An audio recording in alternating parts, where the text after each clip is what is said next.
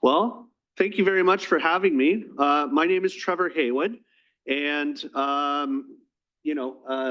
got the introduction on my professional life, but Metroscapes is my personal hobby that I've been doing for the last 10 years. And so I'm really thankful to Civic Tech Toronto for inviting me to come talk about it.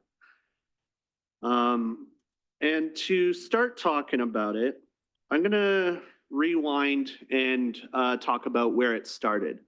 So it started when I moved to Toronto at the end of 2013. I had a lot of time to occupy myself. My wife and I moved here, and then my wife picked up a job working weekends. So I had a lot of time to fill up. So I started going out and exploring the city. And like any other newcomer, new Toronto resident, it started with an obsession of our beautiful CN Tower and that downtown skyline. But I was keen to make sure that I was capturing it from different angles across the city. So not just, down here on Spadina or on the waterfront. I was trying to go out to, York, Etobicoke, Scarborough, and capture it from those angles as well.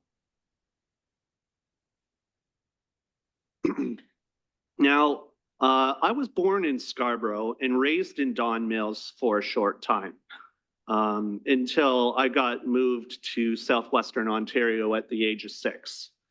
But I have some short and very strong memories from living and playing in the Don Valley. So I started retracing my steps there after a while of, going and looking at the skyline. And it was in the Don Valley where I began realizing that I really liked this collision where natural and built environments collide.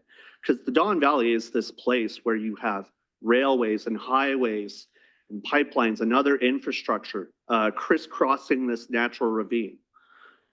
And so my passion was rooted here in my early years, watching and playing all of this unfold. So I like to say that, my passion for Metroscapes was born in the Don Valley watershed. And so with that, I started exploring all other corners of Toronto for these Metroscapes, whether it was other ravines, shorelines, utility corridors, or even the highways and railways that cross through them.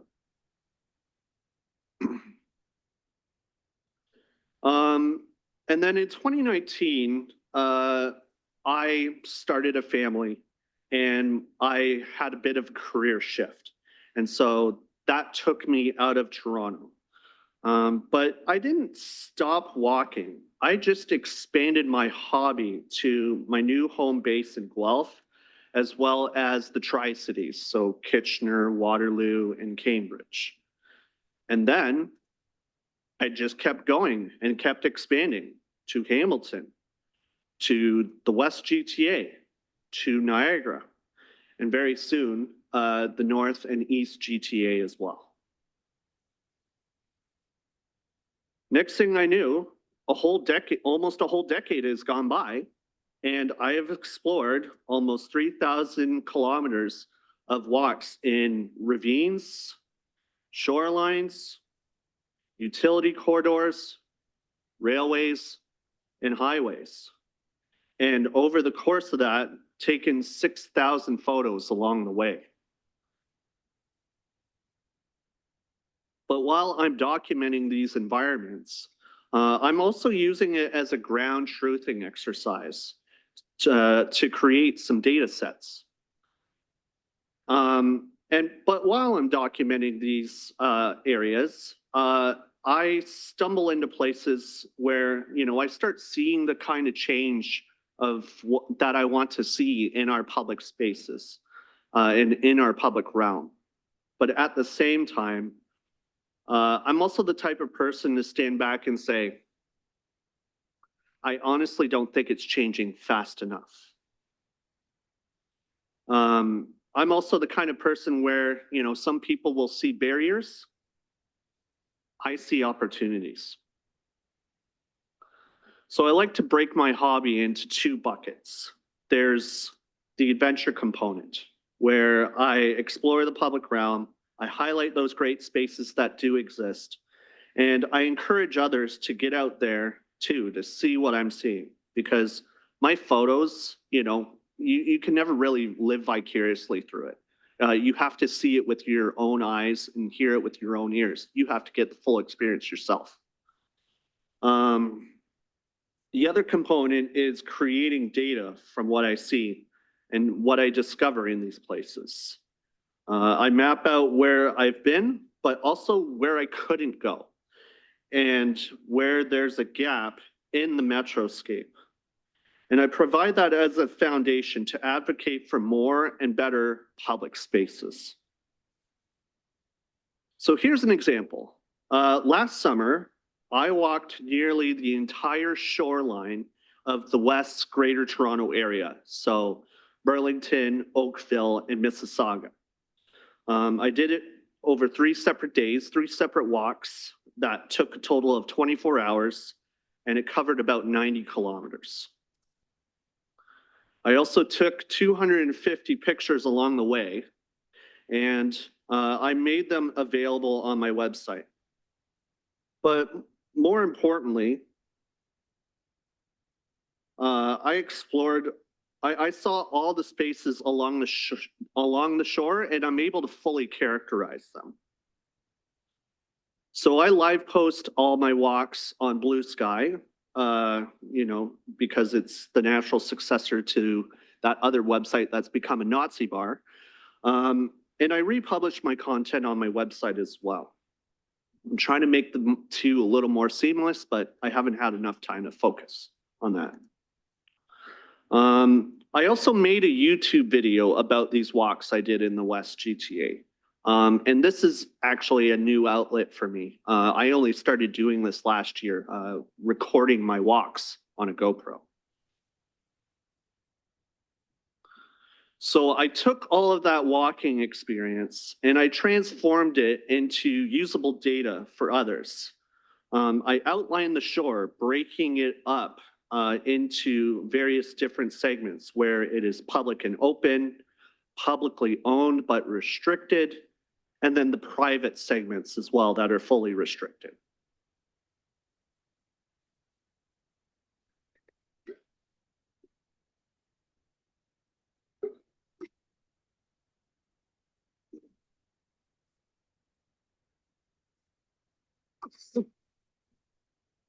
And so each of these segments has a little bit of metadata behind it that I've just come up with on my own.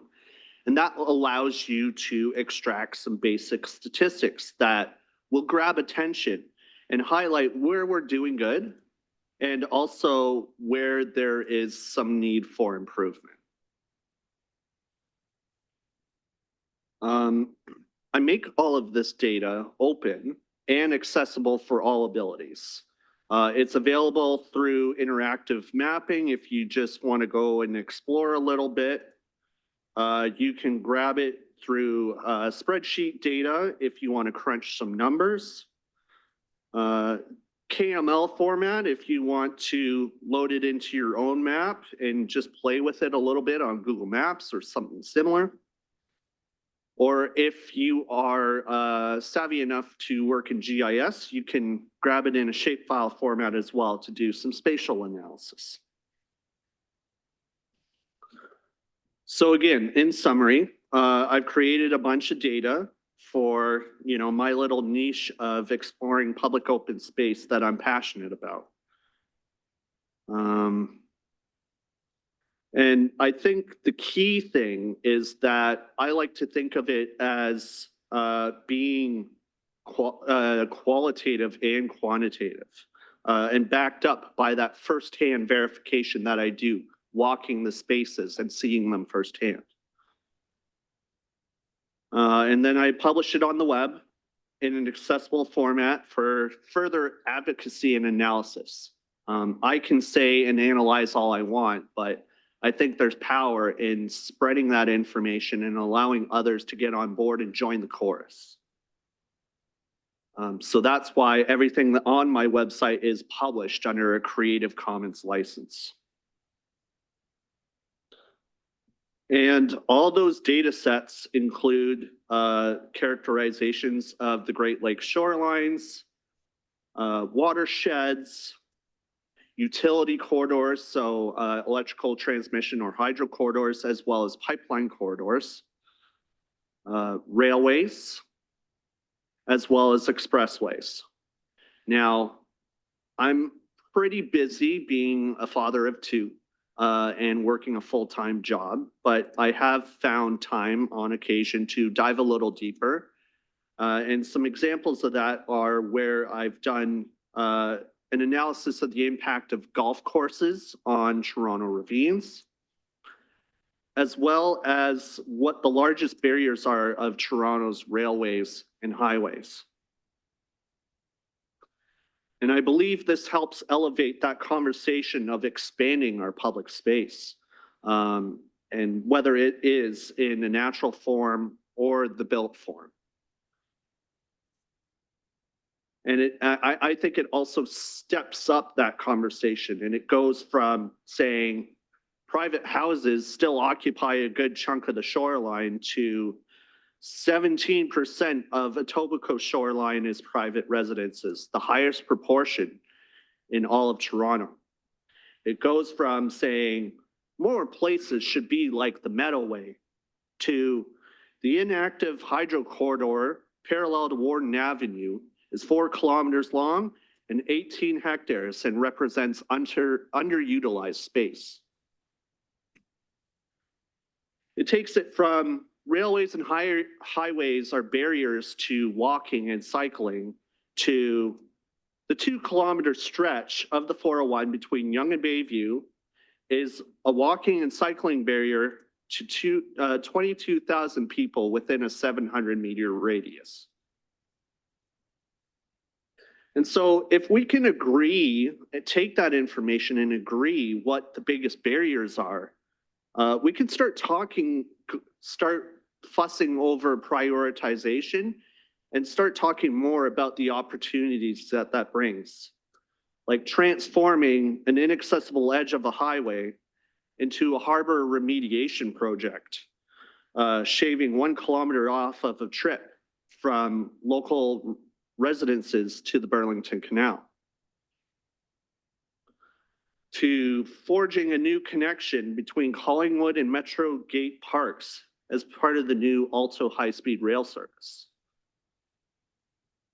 or even picking up where the Meadowway left off at Meadowvale Road and making it a new gateway into Rouge National Urban Park.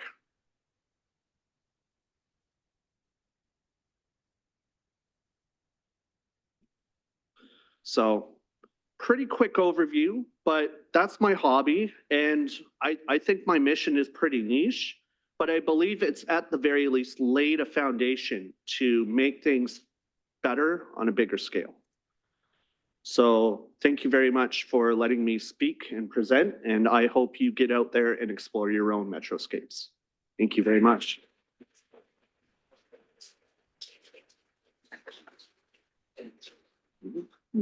Okay. Trevor, I was watching the room and you had everyone's attention. It was amazing. You're going to have quite a few questions.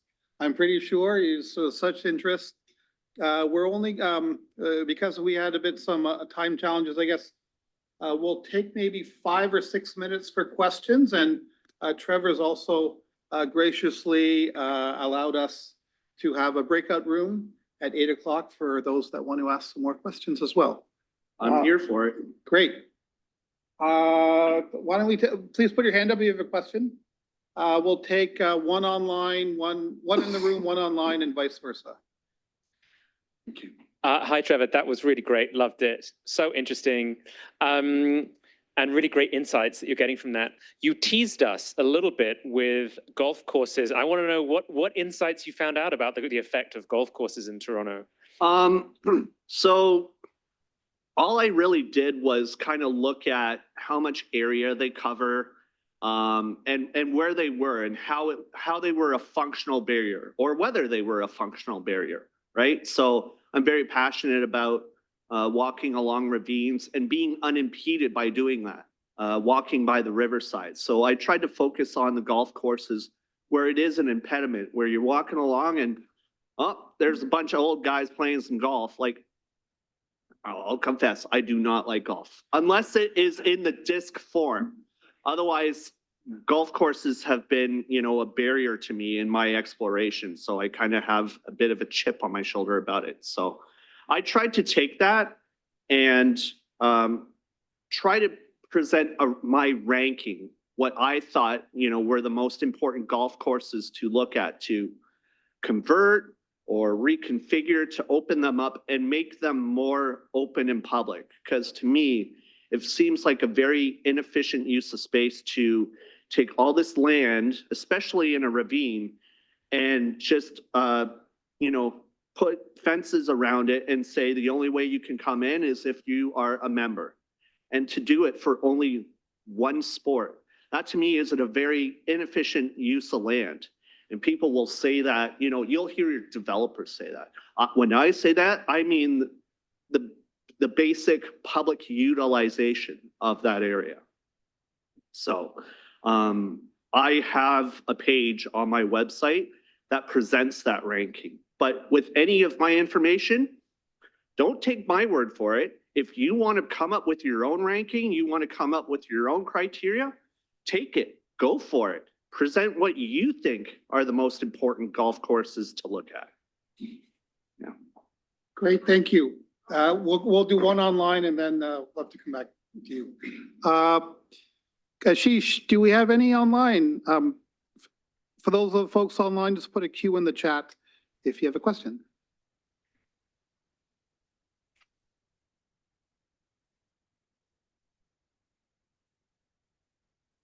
Sorry, Mike has a question over here. Mike, could you speak it out? Or would you like me to reiterate it? Sure, I can speak it out. Can you all hear me? Yes, please. Great, Hi, great talk, Mike. Trev. Hey, Trev. So what do you think is the best thing that we can do as everyday citizens to improve pedestrian access? I mean, obviously there's a lot of power in data collection and you've proven that. What's the second step? Where are we talking about? Pedestrian access where? Do you have anywhere specific? That's a good point. You've covered a lot of ground. Let's start with the shoreline. Okay, so I think the first step is kind of learning about, those spaces along the shoreline, whether they were always there or whether they were created by some organization, and look more into what that organization is doing now. Perhaps you can support them in their mission. Perhaps you can help spread the word of the work they are doing. But I think ultimately it also comes down to advocating and raising it with your local representatives, municipally, provincially, federally, about how we need to partner in those public spaces and actually prioritize them, actually put funds into them and create these good spaces. Thank you. We had, just put your hand up. Anyone in the room? Chat to? Oh, go ahead. Thanks. So what did you use to input and organize your data and then also visualize it? So, sorry, can you repeat the question? What did I use to? What did you input your data into and organize it? What kind of system did you use? Would you use AI, SQL, and then how'd you visualize it? So I started just by using Google My Maps. It's what I knew. It was pretty user friendly. As time went on, I actually went through the effort of going and taking an online course at Toronto Metro University and taking GIS, an intro to GIS course. And from there, now I primarily use QGIS, which is free and open source and pretty user-friendly, I think, as well. If you go out there and teach yourself basics of how to use GIS, I think it's a very good starter program. So that's primarily what I work out of now. And then I just export that information into tables and KML formats. So again, other people can, use it accessibly per their ability. Great. Well, that's all we have time for. Oh, one more. We have one more in the room. To quickly go back to the golf courses, did you try look at what the accessibility was like in the winter? Historically, a lot of cross-country skiing.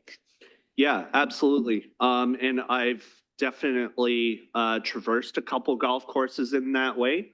The name of it is escaping me, but there's the one that goes along the West Don River, north of York Mills and west of Yonge.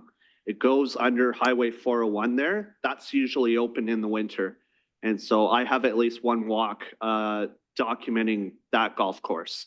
But again, that's just during the winter, whereas, you know, my belief, my principle is that it should be more open year round. Can I please ask Rocky? We do have two people waiting online to also ask. Can we accommodate at least one? I think we're running out of time. What we will have is a breakout room afterwards. So feel free to save those great questions. Trevor is very happy to answer those questions. We'll have a host breakout room for that. So thank you for your patience. That was awesome, Trevor. Let's give Trevor a warm thank you. Civic Tech, thank you. It was amazing.